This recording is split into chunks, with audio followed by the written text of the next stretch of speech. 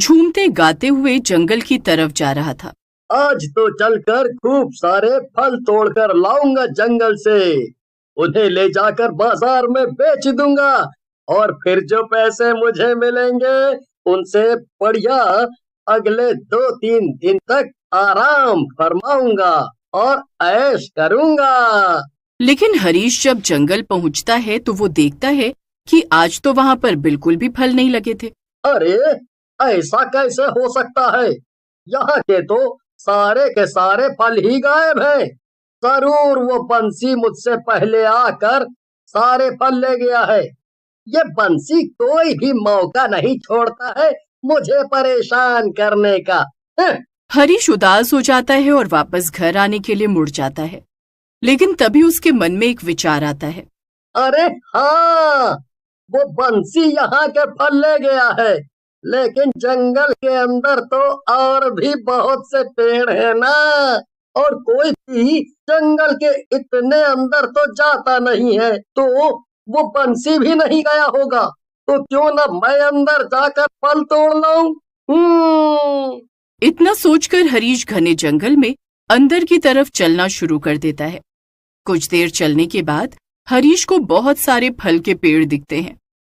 उन्हें देखकर वो खुद से कहता है, अरे, मैं तो चलते चलते बहुत अंदर तक आ गया हूँ, लेकिन कम से कम मेरा यहाँ आना सफल तो हुआ। अब जल्दी से ये फल तोड़ लेता हूँ और यहाँ से निकलता हूँ। जंगल बहुत ही घना लग रहा है, कहीं कोई जंगली जानवर न मिल जाए। हरीश जल्दी जल्दी फल तोड़ने लगता है, लेकिन जिस पेड़ पर चढ़कर वो फल तोड़ रहा था उसी पर एक भूतिया बच्ची बैठी हुई थी। वो हरीश को देखकर जोर से चिल्लाती है। हरीश भी उसे देखकर और उसकी चीख सुनकर हड़बड़ा जाता है और जमीन पर गिर जाता है। हरीश फिर से उठकर खड़ा होता है और हिम्मत करके दोबारा पेड़ पर चढ़ने की कोशिश करता है, लेकिन वो छोटी चुड़ैल पेड़ से नीचे उतर आती है और हरीश को घूरने लगती है। उसे देखकर हरीश अपने सारे फल वहीं छोड़कर भाग खड़ा होता है। हरीश भागता हुआ वापस गांव पहुंचता है। उसकी ऐसी हालत देखकर सभी गांव वाले हैरान हो जाते हैं। तभी वहां पर बंसी आता है और हरीश से कहता है, क्या हुआ हरीश, कोई जंगली जानवर पीछे पड़ गया है क्या? हैं? जंगल की तरफ से ऐसे भागते हुए क्यों आ रहे हो तुम? खूब सारे फल तोड़कर लाऊंगा जंगल से, उन्हें ले जाकर बाजार में बेच दूंगा और फिर जो पैसे मुझे मिलेंगे उनसे बढ़िया अगले 2-3 दिन तक आराम फरमाऊंगा और ऐश करूंगा। लेकिन हरीश जब जंगल पहुंचता है तो वो देखता है कि आज तो वहां पर बिल्कुल भी फल नहीं लगे थे। अरे, ऐसा कैसे हो सकता है? यहाँ के तो सारे के सारे फल ही गायब हैं। जरूर वो बंसी मुझसे पहले आकर सारे फल ले गया है। ये बंसी कोई भी मौका नहीं छोड़ता है मुझे परेशान करने का। हरीश उदास हो जाता है और वापस घर आने के लिए मुड़ जाता है। लेकिन तभी उसके मन में एक विचार आता है।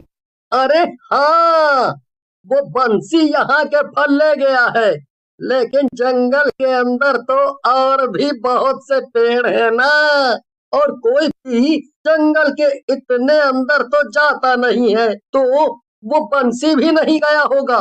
तो क्यों ना मैं अंदर जाकर फल तोड़ लाऊं। इतना सोचकर हरीश घने जंगल में अंदर की तरफ चलना शुरू कर देता है। कुछ देर चलने के बाद हरीश को बहुत सारे फल के पेड़ दिखते हैं। उन्हें देखकर वो खुद से कहता है, अरे, मैं तो चलते चलते बहुत अंदर तक आ गया हूँ, लेकिन कम से कम मेरा यहाँ आना सफल तो हुआ। अब जल्दी से ये फल तोड़ लेता हूँ और यहाँ से निकलता हूँ। जंगल बहुत ही घना लग रहा है, कहीं कोई जंगली जानवर न मिल जाए। हरीश जल्दी जल्दी फल तोड़ने लगता है, लेकिन जिस पेड़ पर चढ़कर वो फल तोड़ रहा था उसी पर एक भूतिया बच्ची बैठी हुई थी। वो हरीश को देखकर जोर से चिल्लाती है। हरीश भी उसे देखकर और उसकी चीख सुनकर हड़बड़ा जाता है और जमीन पर गिर जाता है। हरीश फिर से उठकर खड़ा होता है और हिम्मत करके दोबारा पेड़ पर चढ़ने की कोशिश करता है, लेकिन वो छोटी चुड़ैल पेड़ से नीचे उतर आती है और हरीश को घूरने लगती है। उसे देखकर हरीश अपने सारे फल वहीं छोड़कर भाग खड़ा होता है। हरीश भागता हुआ वापस गांव पहुंचता है। उसकी ऐसी हालत देखकर सभी गांव वाले हैरान हो जाते हैं। तभी वहां पर बंसी आता है और हरीश से कहता है, क्या हुआ हरीश? कोई जंगली जानवर पीछे पड़ गया है क्या? हैं? जंगल की तरफ से ऐसे भागते हुए क्यों आ रहे हो तुम? अरे पूछो मत बंसी, वहां पर चुड़ैल है, चुड़ैल। क्या? क्या तुम भी हरीश? तुम ये कैसी बातें कर रहे हो? अरे हम सब सालों से उस जंगल से लकड़ियां